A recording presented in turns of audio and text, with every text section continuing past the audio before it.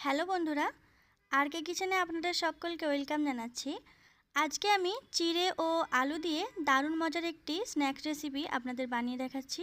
তো চলুন দেখে নেওয়া যাক আজকের আমার ভিডিও। প্রথমেই একটা পাত্রের মধ্যে দিয়ে দিচ্ছি 1 কাপ চিড়ে। তারপর চিড়েটা জল দিয়ে পরিষ্কার করে ধুয়ে নেব। এরপর সামান্য একটু জল দিয়ে 10 মিনিট ভিজিয়ে রাখব। 10 মিনিট পর দেখুন চিড়ে খুব ভালোভাবে ভিজে গেছে। এখন এর মধ্যে দিয়ে দিচ্ছি দুটো মিডিয়াম সাইজের সেদ্ধ করা আলু, একটা কুচনো পেঁয়াজ, 1 চামচ চিলি ফ্লেক্স, হাফ চামচ আদা রসুন বাটা, হাফ চামচ ভাজা জিরে গুঁড়ো, 1 চামচ চাট মশলা, স্বাদ মতো লবণ ও হাফ চামচ হলুদ গুঁড়ো। আপনারা চিলি ফ্লেক্সের জায়গায় লঙ্কার গুঁড়ো ব্যবহার করতে পারেন। এখন ভালো করে মিশিয়ে নিচ্ছি। এরপর একটা পাত্রের মধ্যে আমি সেমাই নিয়েছি আর সেমাইগুলোকে একদম ছোট করে ভেঙে নিয়েছি।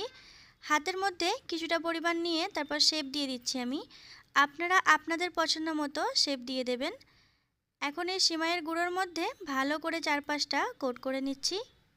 গ্যাসের ফ্লেম চালু করে একটা প্যানের মধ্যে তেল গরম করে নিয়েছি। এখন মিডিয়াম টু হাই ফ্লেমে ভেজে নিচ্ছি।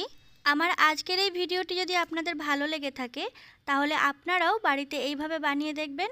বাড়িতে বানালে কমেন্ট করে জানাবেন খেয়ে আপনাদের কেমন লাগলো। ভিডিওটি ভালো লাগলে প্লিজ একটি লাইক দেবেন, আমার চ্যানেলটি সাবস্ক্রাইব করবেন।